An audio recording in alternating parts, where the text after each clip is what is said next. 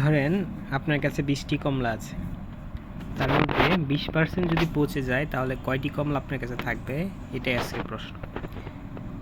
তাহলে আমরা যদি বলতে পারি যে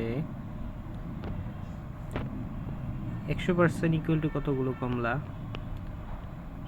20%, 20টি কমলা, তাহলে 1% ইকুয়াল টু কতগুলো হবে, 20/100টি কমলা।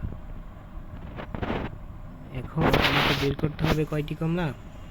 20% কমলা যদি পচে যায় তাহলে ভালো কমলা কয়টি থাকবে। আচ্ছা দাঁড়ান, 20% কমলা তাহলে কয়টি হবে।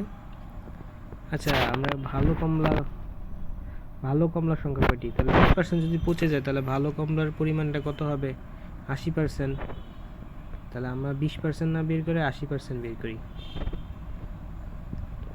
80% কমলার পরিমাণ হবে 20 × 80/100। তাই 80, 0 0 কাটা, 2 0 0 কাটা, 8 দুগুণে কত,